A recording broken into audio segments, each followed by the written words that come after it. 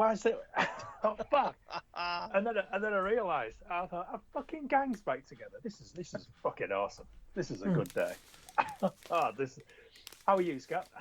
Not bad. The money's run out and cocaine's not free, so here I am. Guys, I'm bringing the party to you. Snakes. Why did it have to be snakes? You big dummy. Oh, great Odin's raven. Say hello to my little friend. I stepped in a ditch last night, man. I almost pulled my balls off, man. You take drugs, Danny? Every day. Good. What's the problem? Yeah, David. Giggity, giggity, giggity, giggity. Oh, we know what you fear well without. I'm the doctor.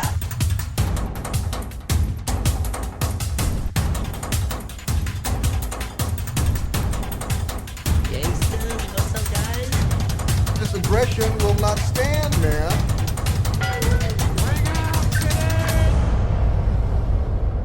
Engage. Quiet, numbskulls. I'm broadcasting.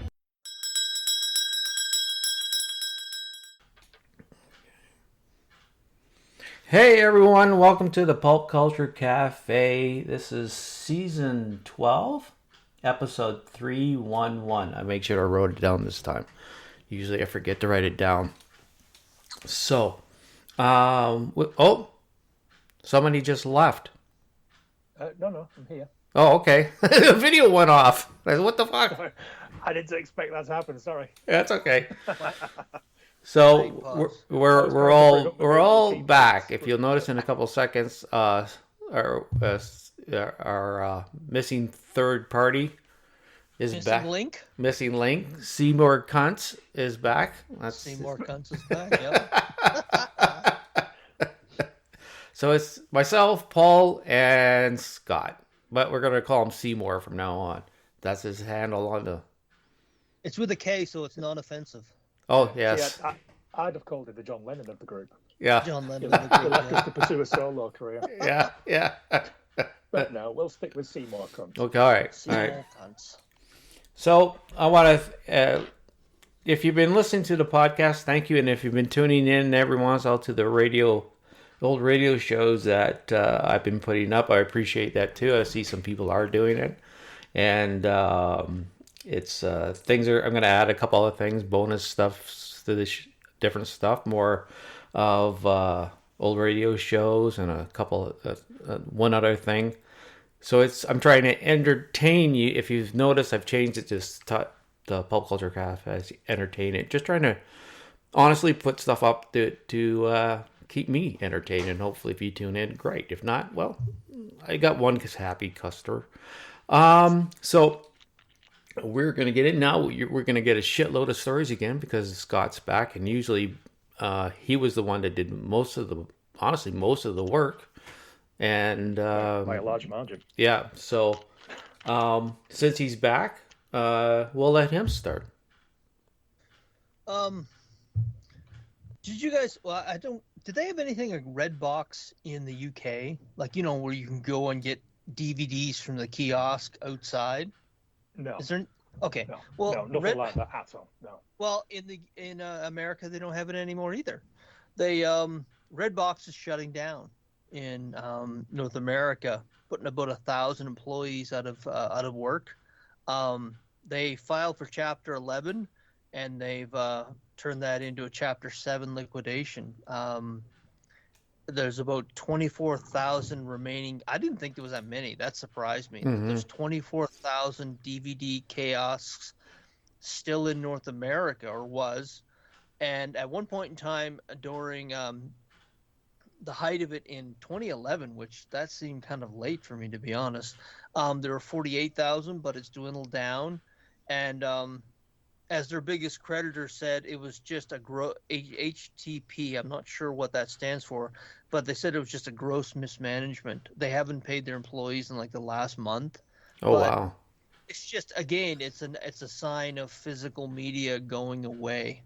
Mm-hmm. And to me, there's a bigger story there. I mean, it sucks that these folks are losing their jobs, but it's just a sign of the times. I mean, I'd heard at the beginning of this year that Best Buy had stopped or is going to be stopping carrying physical media at the end of this year, or they did it at the end of last year. I can't remember which, but I don't think it's a good thing.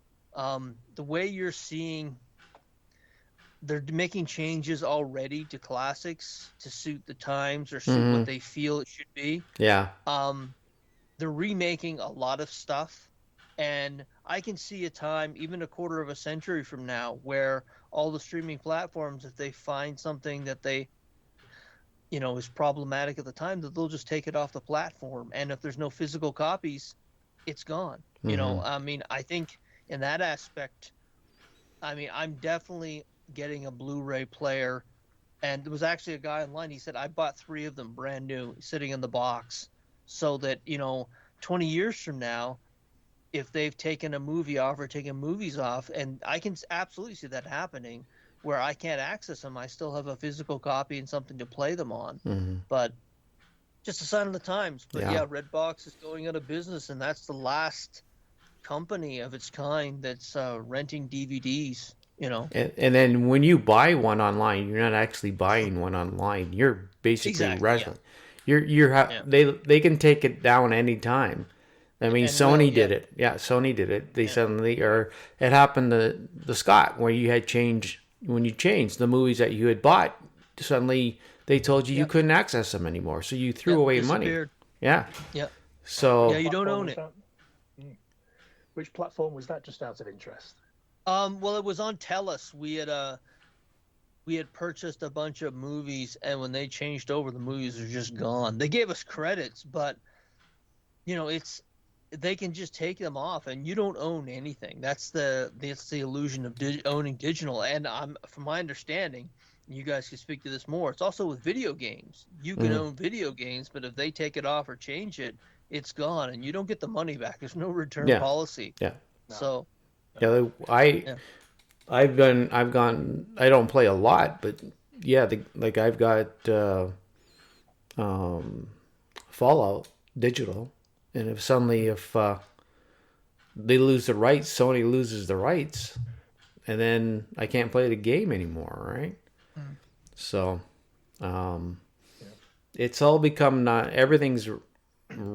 You don't own it unless you have a physical copy, like you said.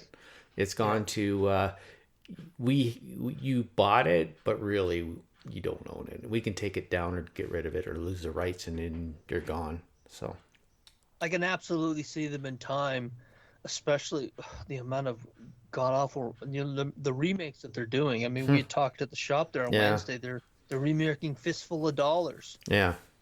What do you think the chances after they do that remake 25 years from now that Clint Eastwood, which I'm sure, societally, there's a lot of problems to it, that'll just disappear. There'll be a few physical copies, but they're not.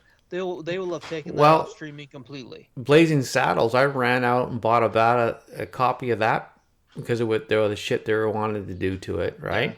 Yeah, good example. Yeah. So I said, no fucking way.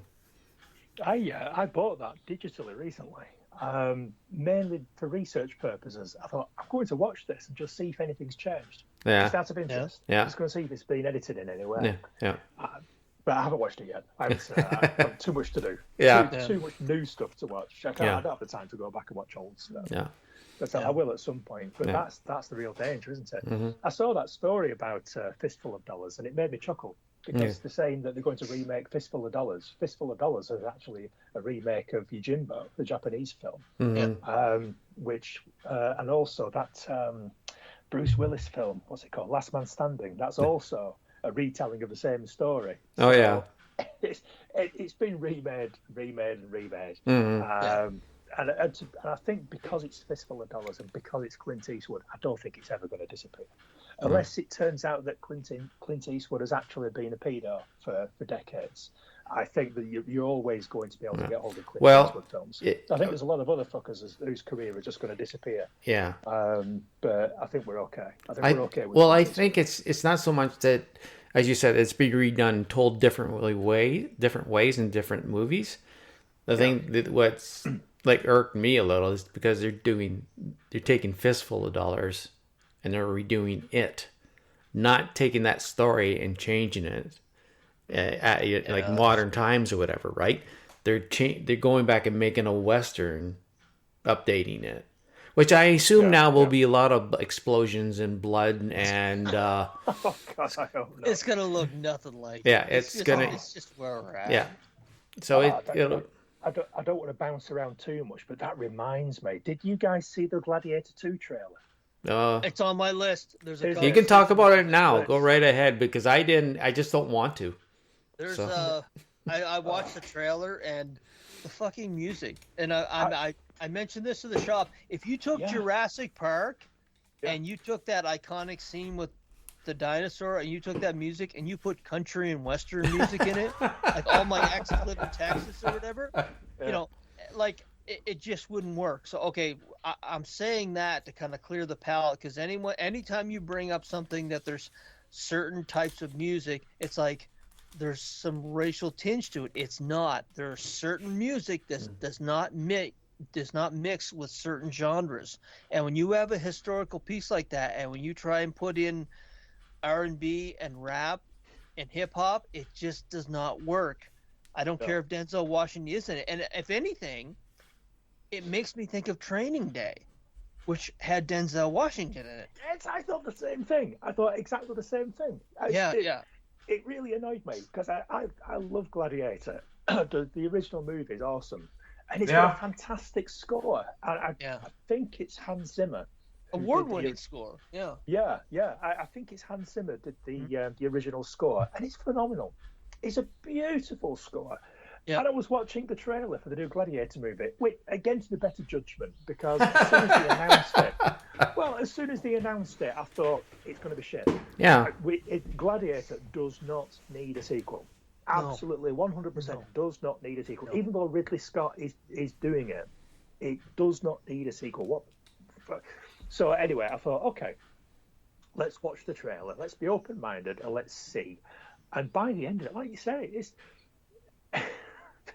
bear in mind just how sort of cinematic and sort of and authentic and it was so beautifully done, and everything about the original movie is just fantastic. It deserved every single one of its awards. And then I watched the trailer for this, and it's like, what the fuck is this shit? It reminded me of that sequel to 300, which sort of like just capitalized on what was actually quite a decent film, and just made it, like, turned it up to 11 just because they thought that's what the audience might want. It's like, oh my god, this is nothing about this sequel that has anything at all to do with the first film, except there's slaves and gladiators, and it's like, oh my god, I found it so personally offensive. That's just and then the rap music started. I went, what in the fuck is this? What are you thinking? Wow, rap music. What are you thinking? I like rap music. I love rap music. I listen to it all the time.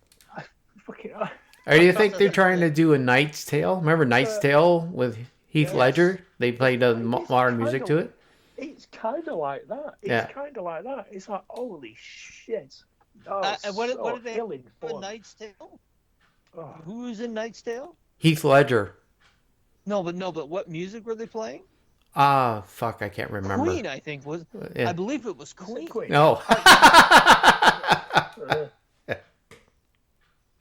I said to myself, I'm going to be seeing my favorite Brit today, so I better represent. Queen T-shirt. I noticed that. I approve this message. Yeah, but it was just very odd. It's like, it's always been a rule for me.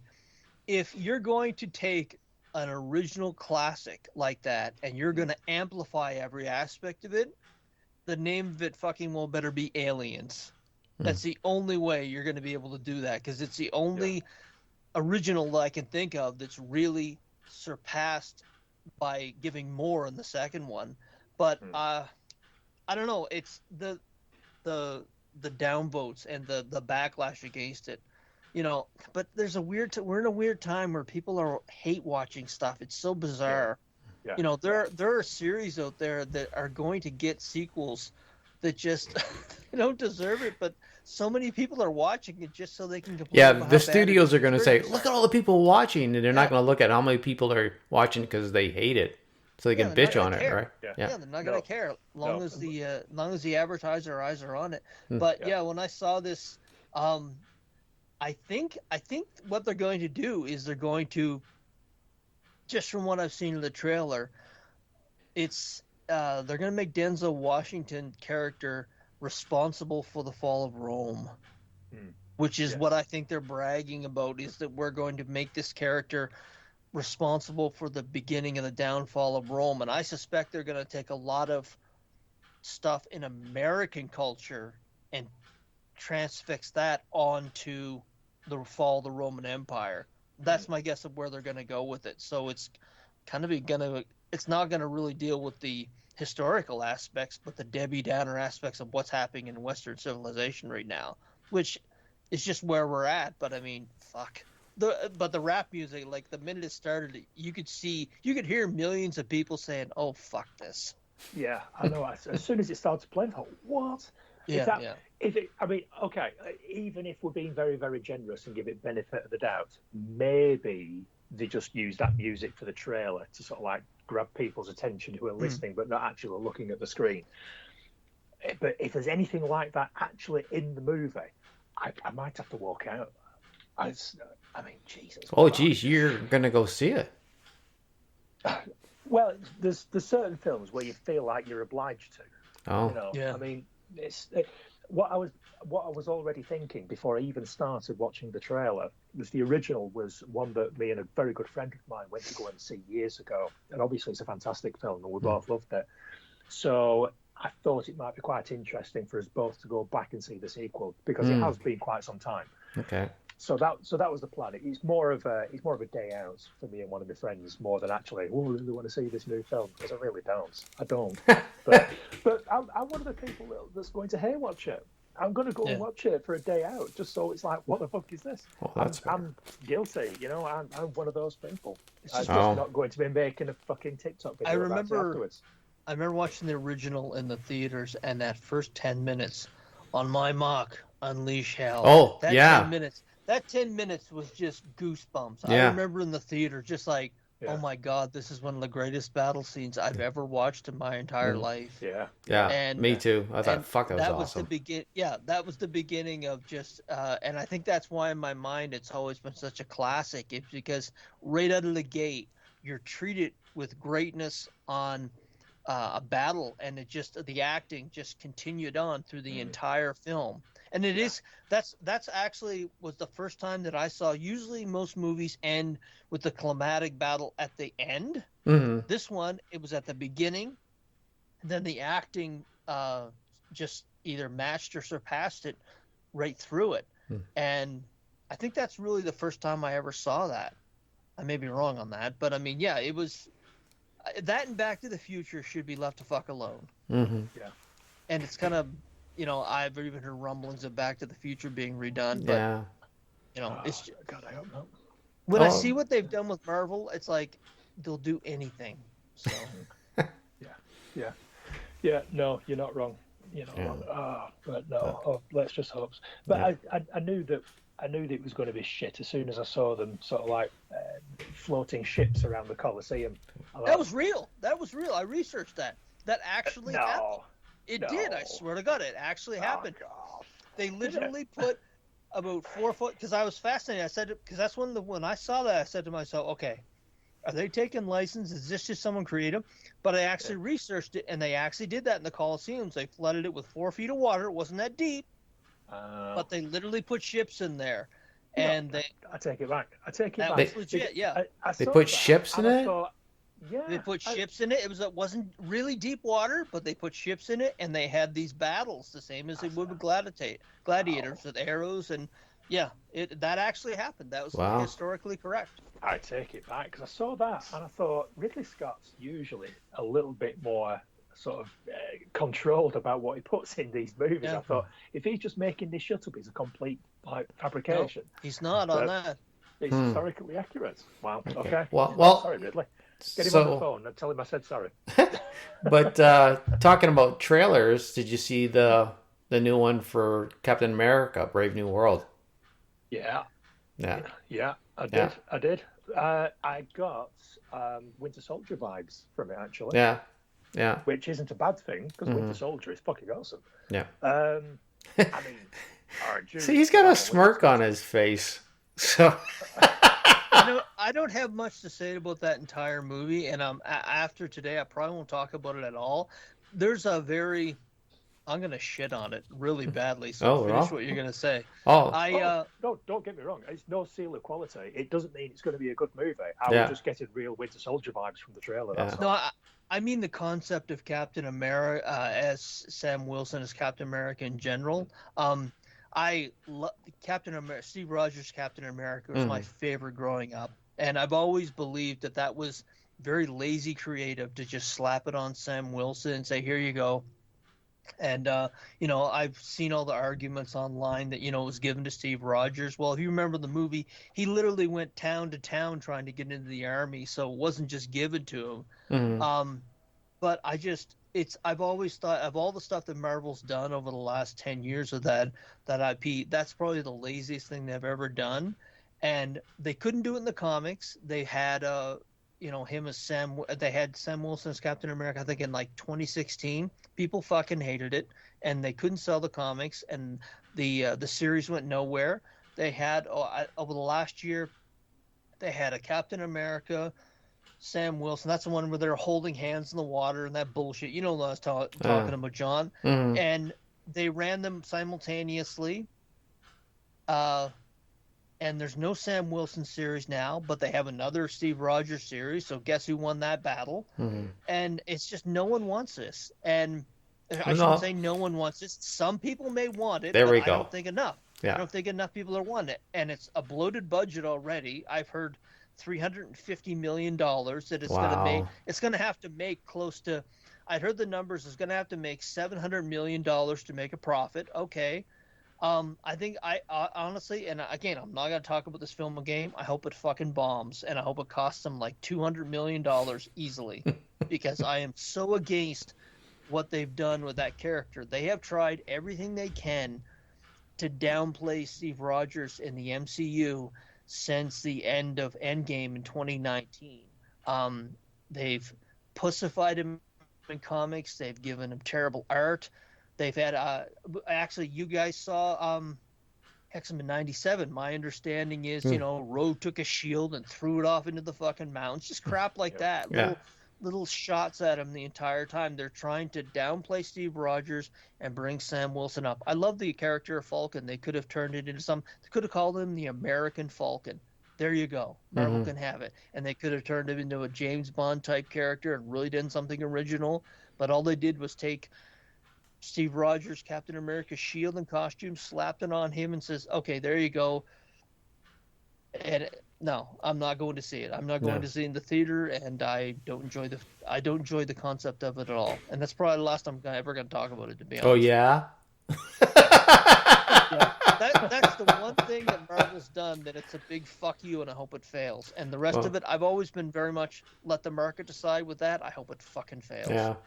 Well, I enjoy it. I think part of the reason I enjoyed it because I like Anthony Mackie. And so I'll probably go see it. And because of whatever reason, I just got done watching Twisted Metal. Did you? Yeah, I really liked him in Twisted Metal. Yes, it was really good. And I just watched Real Steel.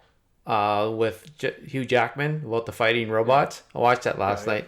It's one of those movies that I really enjoy, and he's in it a little bit, and I'm going because I want to see what it is, but I like Anthony Mackie, and I'm just gonna watch it for what it is. Everything to me now is multiverse. Or whatever, right? Yeah. It's all this. I go to the one I like Captain America's First Avenger, so that's the real one. Everything kind of after that, the Winter Soldier is really good, but soon you just, because they're doing it, I just say, well, this isn't exactly what I want. So it's a multiverse movie. Whenever you need to sleep at night. Yep. Yeah. Winter Soldier gave legitimacy to the Marvel Universe. Iron Man really gave it a foothold, but when people saw the Winter Soldier, they were like, this is the first superhero movie that could not be a superhero movie and still be successful. Yeah. Yeah, it was pretty much just a Mission Impossible movie. Yeah. More or less. Sorry. Speaking of trailers, there is actually stuff that I have to talk about, but we can just carry on with trailers while we're on the subject if you want. Yeah, well, sure. Yeah, we're on it, so do it. A couple of quickies. Did anybody notice that DC are doing a Watchmen animated movie? Mm-hmm. It's basically just an animated adaptation of the comic book. They've already done an animated comic, so of the Watchmen, and obviously got the live action movie. I watched the trailer and I thought, you know what? The artwork is pretty much the same as in the book. I recognise a lot of the panels, recognise a lot of the scenes. I thought this might actually be quite interesting. But I'm just wondering why. I'm just wondering who wants this at this stage. I've got a passing interest in it. I love the Watchmen. I fucking love the Watchmen. It's one of my favourite properties. I really love the original book. I even like the movie. I don't mind the movie at all. It's very, very faithful to the source material. Yeah, so that's what I was thinking. Like, how much different? Yeah, because the thing they changed was the they just changed the ending. I actually thought that the ending of the movie was quite clever. Yeah. I mean, the ending in the original book was very creative, but it was quite sort of like fantastical. It's like, that's weird. That's really weird. But in the movie, it kind of made sense. Yeah. It kind of sort of like, it's like, okay, yeah, I get it. Yeah, that's logical. That's I get it. That makes sense. So I didn't mind it. I don't know why people shit on it quite so much. I actually thought, if you're a fan of the Watchmen, there's actually a lot to like about that movie. But I digress. The point is that, this animated Watchmen looks very, very faithful to the original. But in this day and age, my question is, who still gives a shit? I do, but I'm not going to rush out and buy it. I don't need to. I've got a book. I've got I've got a book. I've got it digitally. I've got the movie. I don't need it. I don't need it. Who are they doing this for? If you got, well, you guys might not have any interest in it. I don't know how big fans you are of Watchmen. Well, I love the movie. I started reading the book and just didn't finish it, but the movie I liked. Didn't finish the book. Yeah. Right. So, I don't know. Sorry, it's not because I didn't want to not finish it. I just got distracted and just never went back. So. Right. Okay. The best thing for Watchmen has been Alan Moore, and the worst thing for Watchmen has been Alan Moore. Yeah. It's as simple as that. He shits every time they do an adaptation of it. I mean, I remember when the movie came out, he was shit all over it, and of course there's a legion of his fans, a certain amount that's also shit on it. And that's why whenever you bring up the Watchmen, they talk of it as kind of a failed property, but there's that residue where I remember when it came out, he's like, I've got nothing to do with it, blah, blah, blah, blah, blah. He's a surly old bastard. That's just the truth. And I think it kind of trickles down into anything Watchmen related, unfortunately. I think there's probably some truth in that, but I mean, there's probably a lot of creators, a lot of creatives out there who have sold their ideas, their properties. They've done work for pay, which is what he did. Yeah. And they're happy about what's being done with it afterwards. But it's kind of tough shit, Yeah. It's like it is what it is. If DC couldn't do it because Alan Moore owned it, then he wouldn't have done it because Alan Moore wouldn't have let them. But the fact of the matter is, he doesn't own the property. They can do with it what they want. So he might not agree with it. And like I say, there's probably an awful lot of people who are in the same position, who've had their work turned into something that they would disagree with.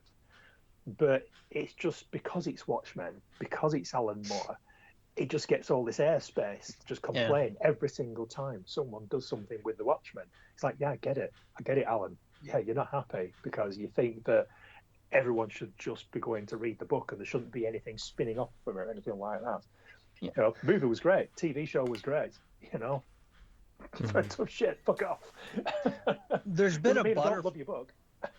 There's been a butterfly effect with that though, because you know, with the internet now, there's stories coming out every other year about artists or creator who have put forward a character that now is going to be making multi-million dollars for a studio, and you're seeing now more creators not bringing their best work to Marvel and DC and going more independent because they know if this is adapted down the road, I want more rights to it. I think that's why over the last 10 to 12 years, you've seen new female Daredevils. You've seen multitudes of Spider-Man. You've seen a lot of variants of characters because they're not bringing their original characters. Creators are saying, I'm not taking a brand new character to Marvel so they can own it. Yeah, and I get nothing from it.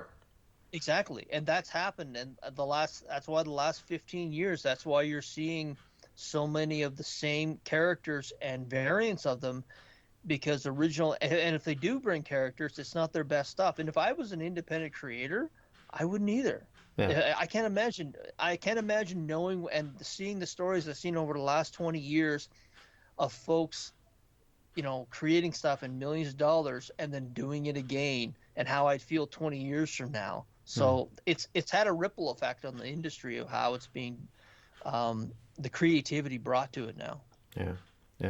Yeah. Why give money away to someone who's not going to give you credit for it, right? Exactly. Yeah. So Worse, give you credit and no money. Well, I mean, there's been just a little while ago. There's been a few books, independent books, that's been optioned, right? There's that one, The Criminal, that came up. Ed Brubaker stuff, yeah. Yeah, and then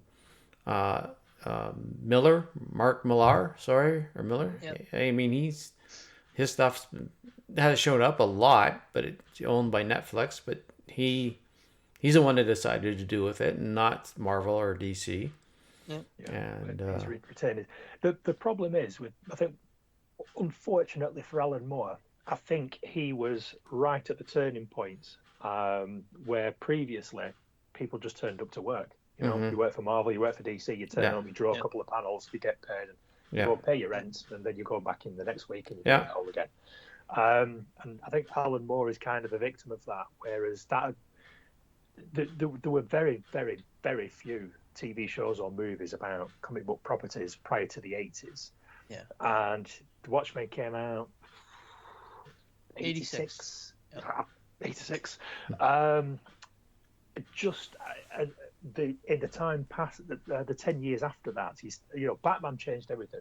The Michael Keaton Batman changed everything. It's like, holy shit, we've made a lot of money out of this comic book property. Yeah. What else have we got? And who could have predicted that?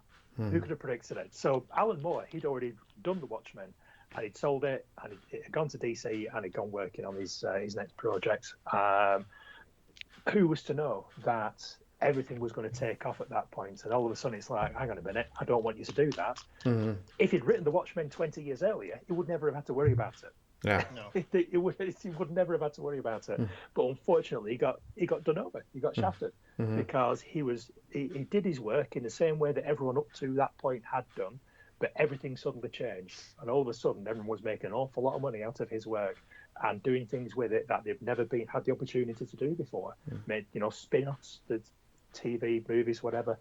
And he thought, hang on a minute, fuck that, I don't want that to happen. Oh, it's kind of tough shit, Alan, And everybody learned from that. And going forward, so that's where we got Image from. Everybody learned from that going forward. It's like, well, we're not just doing it for a wage anymore. So, it's harsh. It is kind of tough shit. Everyone learned a lot of lessons, but it, kind of is what it is. I am kind of bored of hearing him complain about it, to be quite honest. As much as I love The Watchmen, and as much respect as I have for Alan Moore, because pretty much all of his work is absolute gold standard writing. But I'm kind of bored about hearing him complain about it now. And I know that he doesn't like people fucking about with his properties. I know. I've been hearing him going on about it for years. So Just shut the fuck up. Yeah. There was an artist, a Swamp Thing. He did a magnificent Swamp Thing. Scalelli, I think he was a British artist. I think when you mentioned Swamp Thing, he just passed away, and I can't remember what the fuck his name was. It ended with an I, but there was a bunch of tributes online, and he worked on Swamp Thing, Scaletti. Anyway, yeah, it was. Alan Moore. He worked. I think he worked on Alan Moore's run, because I vaguely remember him being referenced on that run. Really, he did a really iconic Swamp Thing. I've seen the picture before. Anyway, it's just popped in my head when you mentioned Swamp Thing. I'd have to go back and look at that, because I mean, Alan Moore's Swamp Thing run is classic. Yeah. The Batman issues are just phenomenal. Yeah. I love the conclusion to that little run. I'd love to talk about it, but I would, anyone listening to this who doesn't know what we're talking about really should go away, just get the shred paperback and just read it. It's fucking awesome. Yeah. But anyway. All right. So, I'll talk about a little bit. We're done with the trailers. Done with. Yeah. The other one I wanted to mention was the Penguin. Just asking if anyone had seen that. No. It looks like it might be quite good, but I've just got no interest in it whatsoever. That's why I didn't watch it.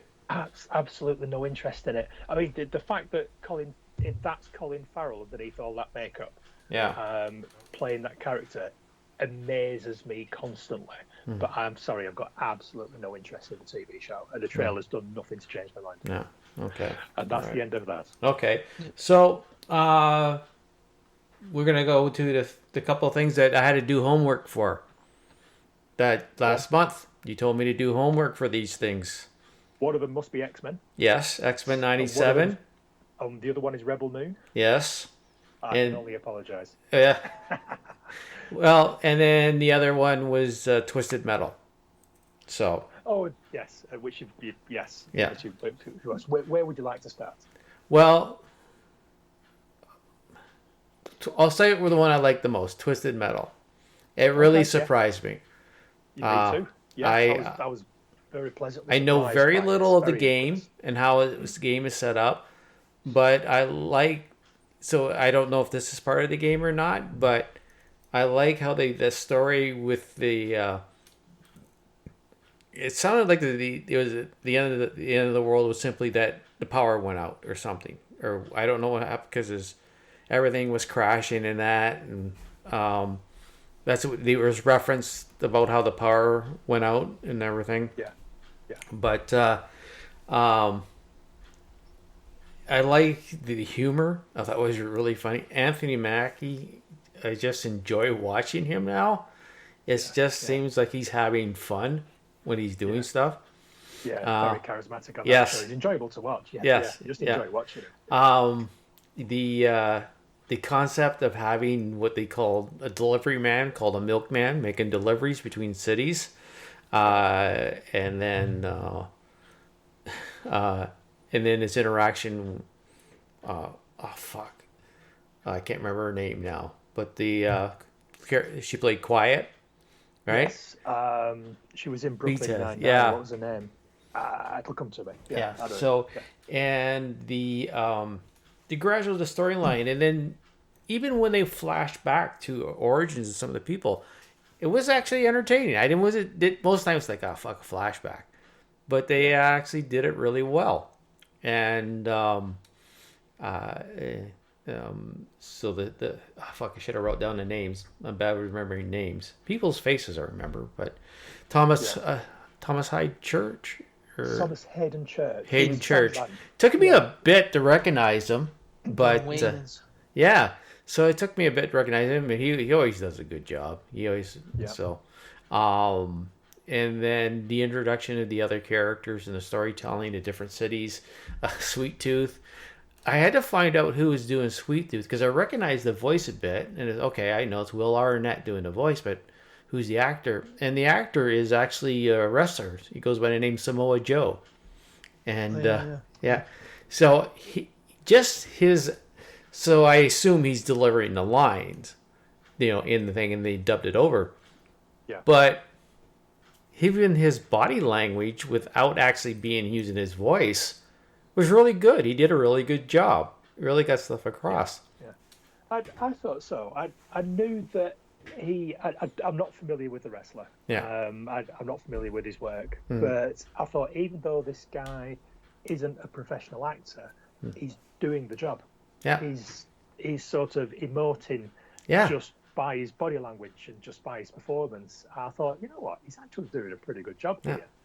So I was, like I said, very pleasantly surprised. I didn't realise Sweet Tooth was going to be in it quite so much. I thought he was going to be a bit of a sort of a quirky character that we come across and then you never see again. But he's kind of in it regularly for the rest of the series. And I thought, and he's actually quite a funny character. Yeah. A little bit like Deadpool. He's sort of like, comes in, he's outrageous, causes some chaos, extremely violent. Yeah. And then he gets out of the way of the plot.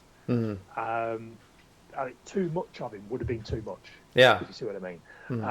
But I think all in all, I think it was really good. Bear in mind, the video game it's based on is quite an old game. It was nothing more than a car battling game. Yeah. Car fighting. You just drive around an arena, like trying to kill each other, driving around in cars.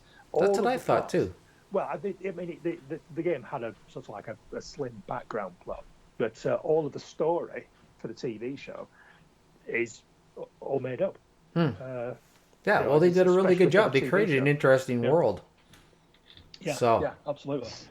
And the difference. I'm glad you enjoyed it. Yeah, I thought it was really good. There's going to be another season, I believe. That's what I'm hoping. They set it up for another season, right? So I'm hoping there is. Unless it gets cancelled in production, I've heard that they've announced there's going to be another season. Okay.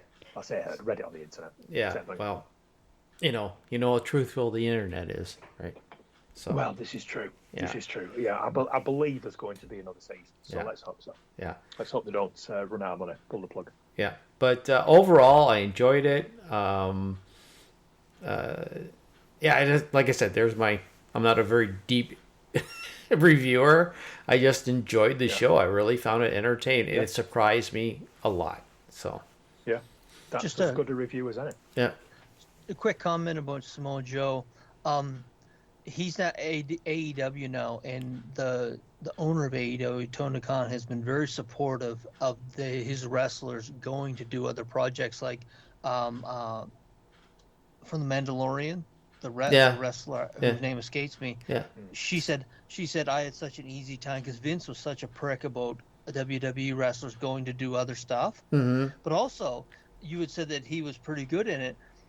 This has been brought up by directors over the years many times. They know their lines, they show up on time, and they do live theater every week. Yeah. They're for the most part, they're pretty good actors to begin with. So I'm not surprised that he didn't do good in the job he had. Yeah, yeah. I mean, he had to act without his face, so that's it, right? Yeah, he had a mask they act on. With their bodies. Yeah, they act with their bodies every week. So he's wearing the mask. Yeah. He's right. He has to act with his body, and they're used to that stuff. So, X-Men '97, I did start to like it towards the end, just like you said. I had a very hard time with the first couple episodes, and then it actually it got more enjoyable. I liked how they brought in a lot of the history from the X-Men that's happened past '97, past the cartoon, and weaved it into the present storyline. So a mixture of stuff, and it got more enjoyable. So I haven't heard if they're doing another one or not, but if it keeps the same style instead of like the cartoon stuff, they're trying to keep it just like the other one. But if they I'm not asking them to do a full remake or reboot like they would do, which means suddenly there's everything's twice the violence is doubled up by or three times doubled. You know what I mean? X-Men comic books are violent comic books. It's all about fighting the bad guy, right?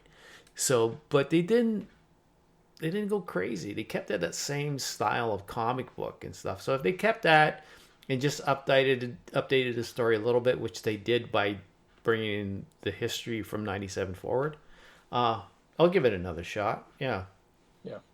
Yeah, I'm kind of the same. I think we're on the same page. I never watched the original series. I think fans of like I said this last time, fans of the original series will probably enjoy it a lot more. As a fan of the X-Men and of comic properties in general, I enjoyed it. I thought it was good. Yeah. Yeah, definitely got more into it when we got knee deep into the plot. Yeah. Then it was more a case of, now I want to watch the next one, see what happens. Now I want to watch the next one. Whereas the first 3 episodes, you could sort of like, yeah, it's just a, baddie of the week type show. And then when the plot started thickens, it's actually got pretty good. Yeah, and Gambit's hero moment was pretty cool. Yeah. So, but we know he's coming back. No one dies in comics. Nobody dies in comics, and apparently they are coming back, because when we were talking about the possibility of a season 2, our fact checker was nodding his head. Oh, So okay. he's obviously heard something. Well, it's the one thing. Sometimes things will happen in Hollywood and you never hear the real story. They fired the showrunner 3 weeks before that premiered. They fired him. Yeah. They fired him. What for? And I have no idea what they fired him for, but they fired him. Oh, wow. And so it's a new showrunner. They announced who it was, and his name escapes me. I was just reading this morning while I was doing some research. But yeah, they fired him 2 or 3 weeks before it premiered. It was a big deal because people were like, what the hell? But I still, to this day, have no idea why they fired him, which makes me think that neither side wanted to talk about it, which... That's interesting. Yeah. So, It's so successful that you'd think they'd want him back. But obviously, heard nothing whatever but it good was stuff. that he's done... It must have been fucking bad. Yeah. So, it must have been fucking bad because it was before it came on, and then it was successful, and they still never brought him back. So it was worse than James Gunn bad. So, I don't know what it was, but and if that because X-Men '97 was such a success, that showrunner was aggrieved about being sacked, he'd have been very public about the reasons why, and he's not being.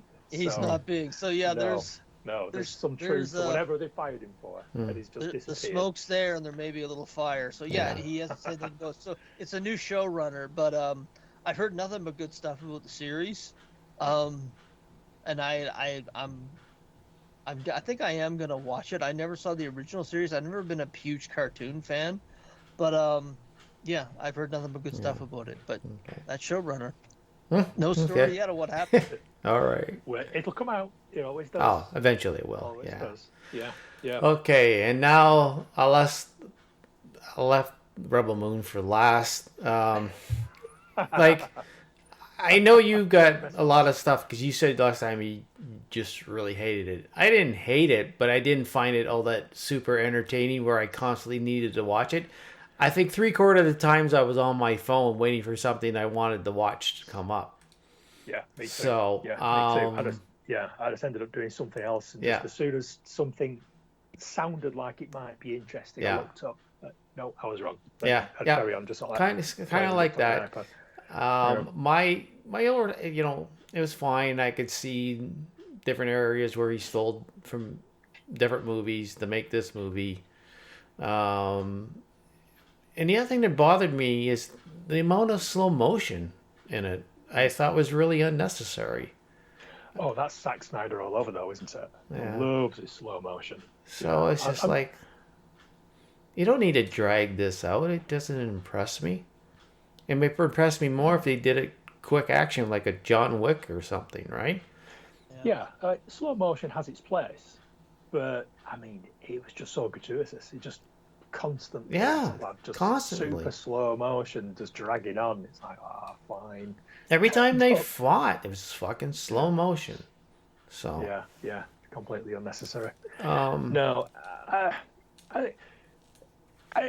probably, to be fair, I probably wouldn't say I hated it. I was just so disappointed. Yeah. Because I like science fiction. I like science fiction properties. I don't have a massive downer on Zack Snyder the same way that a lot of other people do. No, me either. But I mean, he made choices that I might not have with regards Justice League and Superman and this, that, and the other, and that's fine. Yeah. It made something that I might have done differently. I mean, having Jesse Eisenberg as Lex Luthor was his biggest crime, but fuck all that.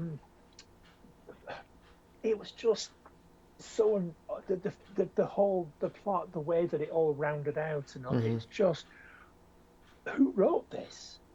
Who wrote this? Who thought this was a good idea? That's by the end of it all, by the end of the second movie, I was just thinking to myself, I kind of feel like I've wasted 4 hours of my life, because it's like, I mean, we've all seen this type of movie before. It's essentially the Magnificent Seven. Well, it's Magnificent Seven, and it's Star Wars, and it's 3 or 4 other things as well. Yeah. I get that, I don't mind people stealing the best bits from other movies. Just do something with it, Just at least do it some justice. Yeah.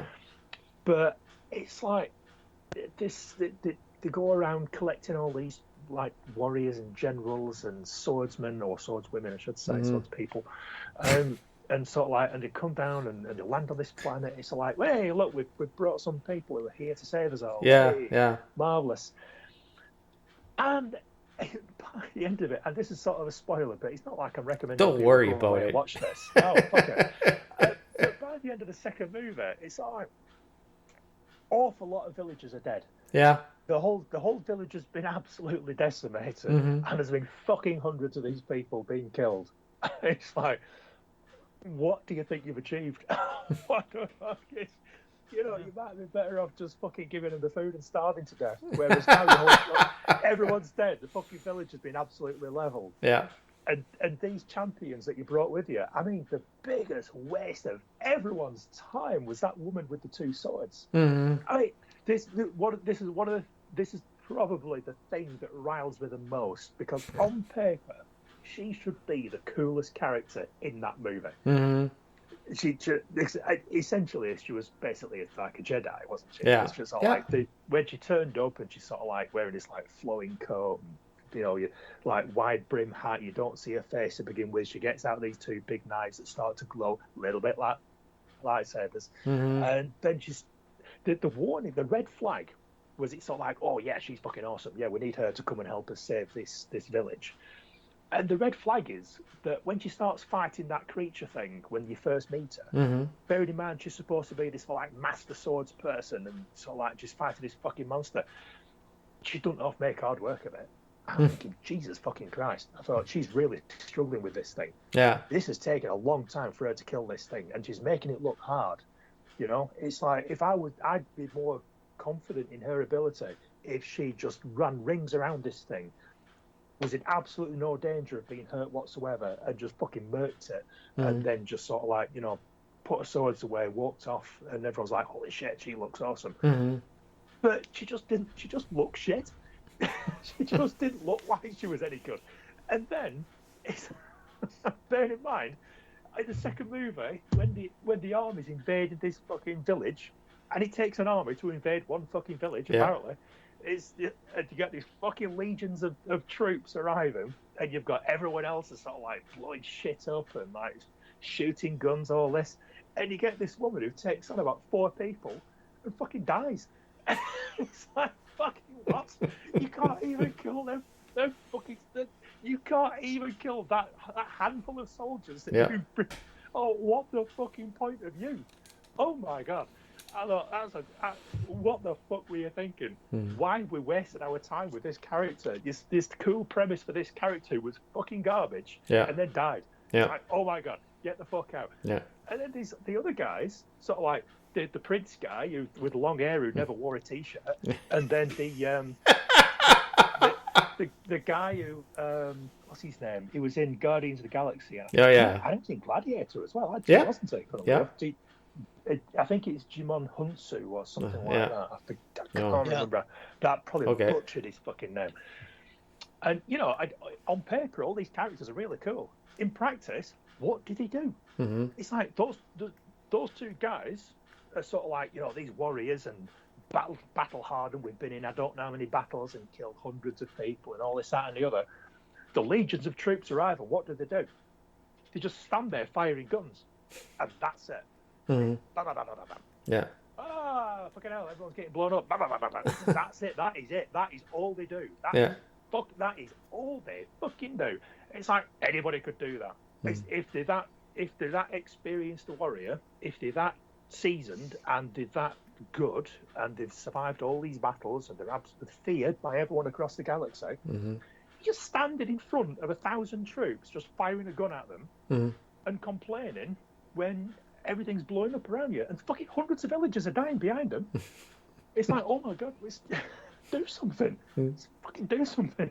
It's like, it's I was absolutely baffled.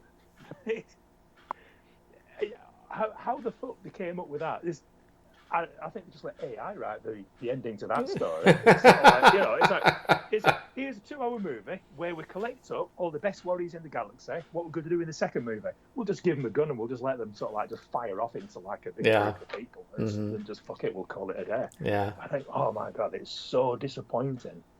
Well, I got a kick at the end. He said, "What are we gonna do? We're gonna go." And I said, "Well, we won't be seeing that movie. No. There's supposed to be a third one, I think, but I don't think that's gonna happen." No, what we're gonna do now? Nobody cares. Yeah. So I'm never gonna know. Yeah. I'm never gonna know what you're going to do next. Yeah. I don't give a fuck. Yeah. It doesn't matter. Maybe they'll. I'm not. There's a comic book out version. There's a comic book adaptation. Maybe they'll finish it in the comic book. Oh, who gives a shit? Who cares?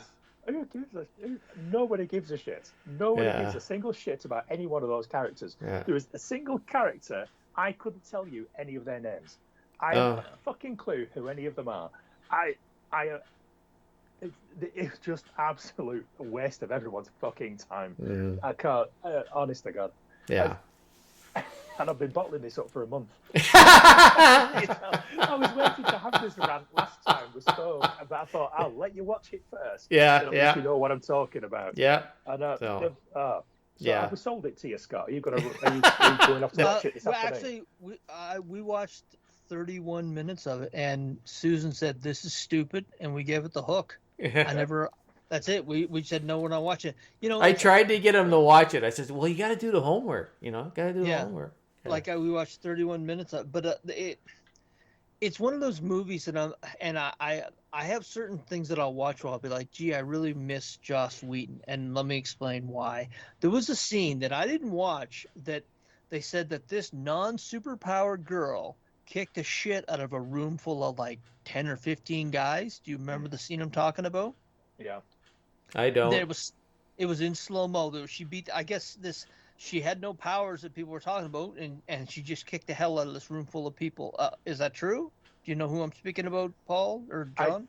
No. Well, the only thing I can think is the only one that could do something like that is the lead, who was trained as a soldier. Yeah, it was the lead. She was trained, but she wasn't super powered, and she No. just kicked the hell out of all these people. But she was considered the top military.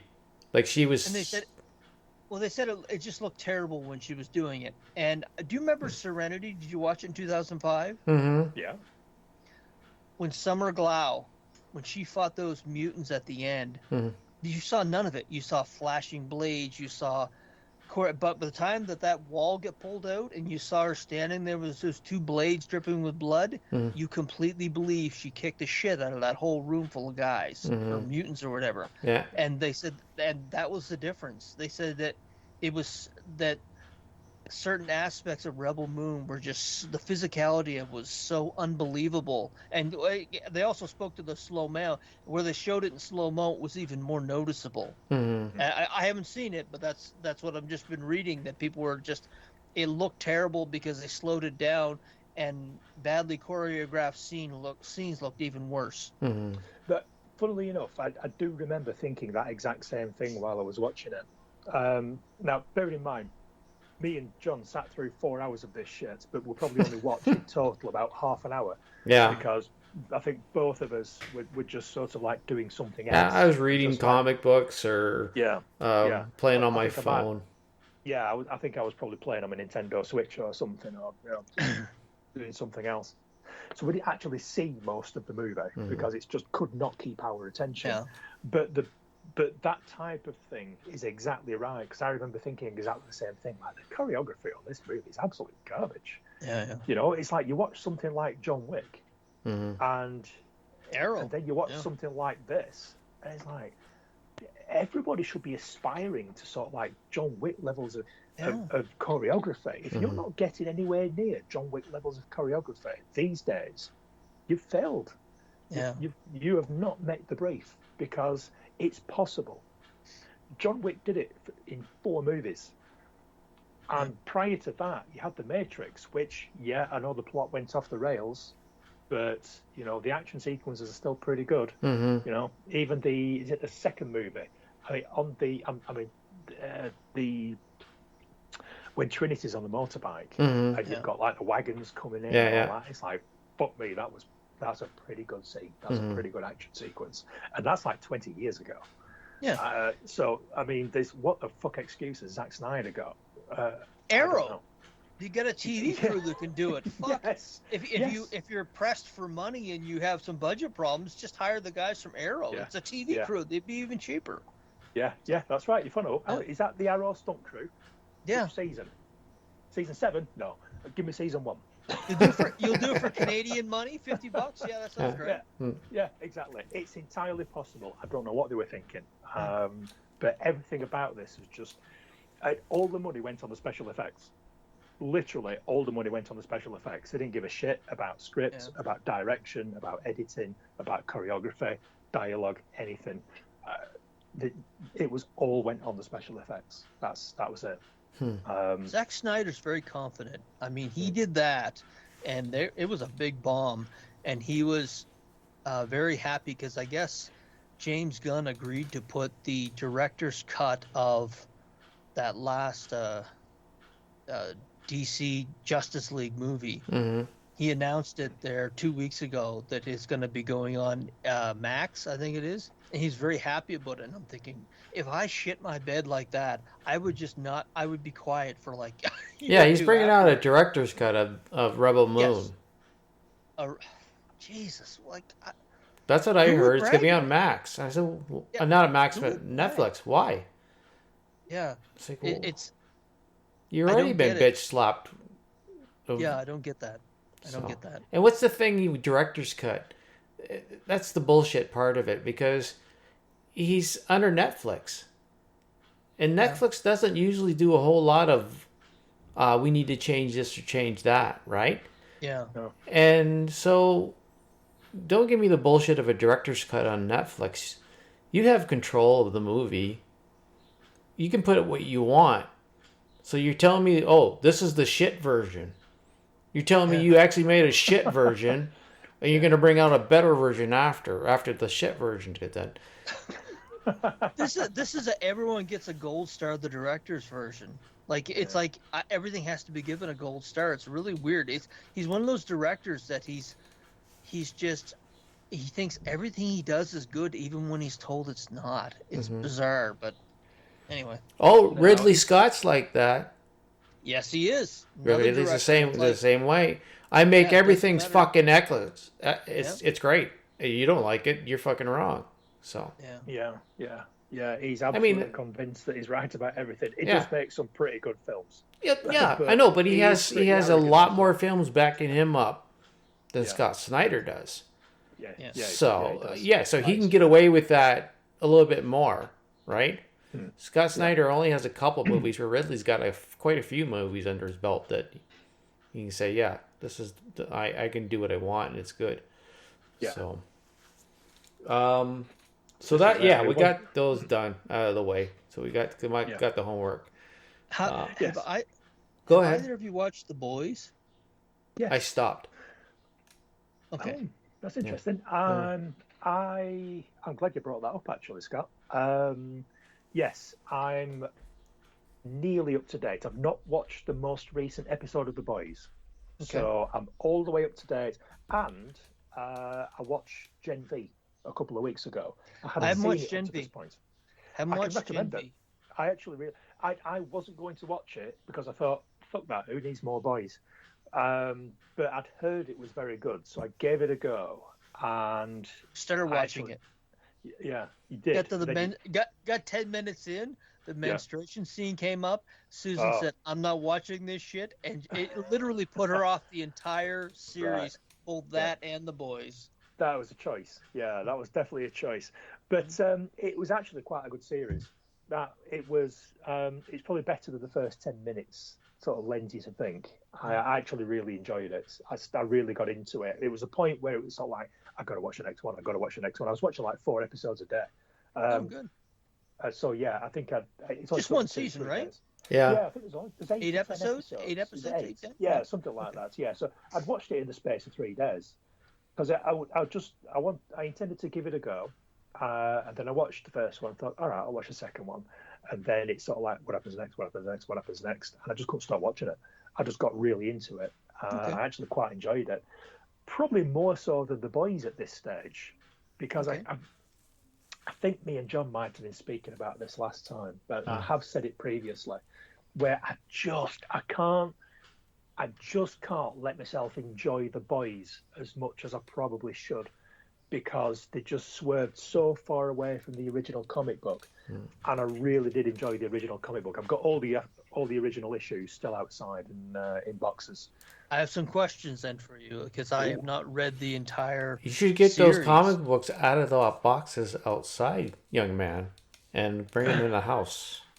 Yes. I probably should. I Yes. should probably check to see how much they're worth at this point. You should fucking give them the place in your house that they deserve. Yeah. They should be back here. You should build a fucking room out of them.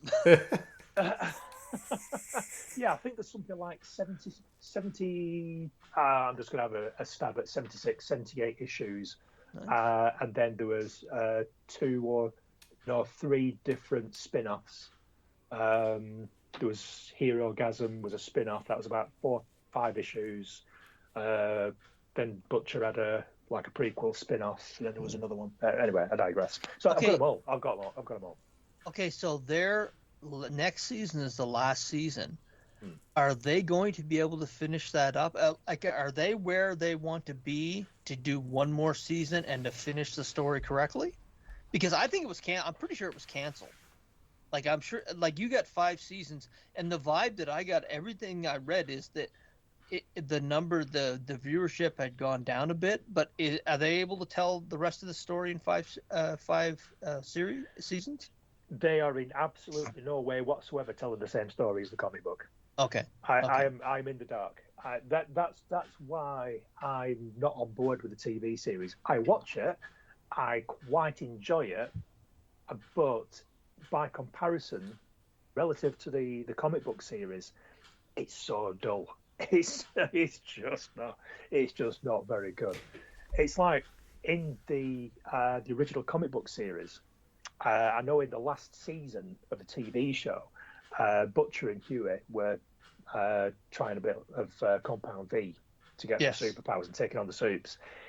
In the original comic book series, because the Supes are unhinged and they're just floating around the planet, just doing whatever the fuck they want and just sort of like killing people and sex with whatever they want, blowing things up, destroying things, absolute tyrannical maniacs. But the premise is the same. The media love them, and everybody has the impression that they are superheroes. In reality, they're all depraved madmen. And there is a CIA or sort of like a Black Ops team that they use to take out the worst of the worst, with Homelander being the worst of the worst, but also the most popular. And the team is the Boys. But the Boys have already been given Compound V. They already have superpowers. It's the only, and they actually go toe to toe, and they actually sort of like get into proper fights with the superheroes. So it's super violent and it's super graphic and super gory, but it's really the dark humor is just off the charts. It's just so funny because there's so many references to what were at the time sort of current superheroes and superhero stories and things like that. It was just really funny, really tongue in cheek. Now they don't get away with any of that. Now obviously some superpowers have a lot of similarities to like current superheroes. You know, you've got A-Train who's he was a speedster, basically. There's no hiding that. There's no other similarities between him and the Flash. Just superpowers. You know, it's just like a generic superpower at that point. But there's definitely, it's like Tech Knight has been in this quite a lot in this current series. When Tech Knight features in the comic book, he is literally Batman in every sense. And the sidekick that gets the mention in the not last episode of the one before, if you remember, when they're in the dungeon. He has a more of a part in that. He features a little bit more. There's more of a story to that, and there's just more. There's just more character. There's just more story. There's just let me give you what's an example? I mean, it's like when you see Butcher with his crowbar. That's iconic to the comics book. To the comics, it's absolutely iconic. But when he's using it in the comics, he's already pumped full of Compound V. So when he smashes a superhero on the side of the head with his crowbar, he smashes the head right open. It's just like smashing jaws off faces. That sort of thing. It's, you know, and there's just none of that. How they've managed to spin this out for 5 seasons when the boys in the TV show they've basically got absolutely no chance. I mean, look at how many wins they've actually had. How many victories have the boys in the TV show actually had? They've killed, like, I don't know, a handful of people, sometimes accidentally. Whereas in the comic, it's sort of like, he's a cunt, go and get him. And they do. And they go and kick the living shit out of whoever is the biggest cunt that week. And that's the comic book. And it's fucking hilarious. It's I hope I can put that there for the title of the show. Who's the biggest cunt? Give it a shot. It is sexual. Like, I know there was the big orgy scene, but it's like Eric Kripke is the showrunner, and he gave an interview, and I'm watching this interview, and he really doesn't give a fuck. He literally said, "Go watch something else." I mean, studios must just pull their fucking hair out when their producers and directors will literally say right into the camera, "Go watch something else." Because it literally, I mean, it just turns people away from your product. Instead of saying, you know what, may not for you, hope you take a look at it, I hope you like it. But literally, he said, go watch something else. He doesn't give a fuck. He's like, I'm making this is what I'm making, but it's incredibly fetishized. Like, Jesus Christ. I mean, is the comic like that too? It is. And it's like when you think about some of the more sort of obscene parts of the TV show, it happens more often in the comic. Okay. But that is just highlighting. Oh, everything all right over there? Just heard a big thud. Just give me a sec, okay? Just carry on for a moment. Yeah. Oh, no problem. No. Well, I was actually answering a question of his there. Don't worry about it. We'll remind you if it's just the biggest one. But I was going to say, with Scott out the room, I might have a quick comfort break if that's. How can we manage that? Oh, fuck! No, go ahead. Hit pause, have a cut. Okay, just give me 2 seconds. I've got to grab another drink. I'll go take a piss and get a coffee then. Excellent. This is the perfect spot to put Monty Python intermission. All right.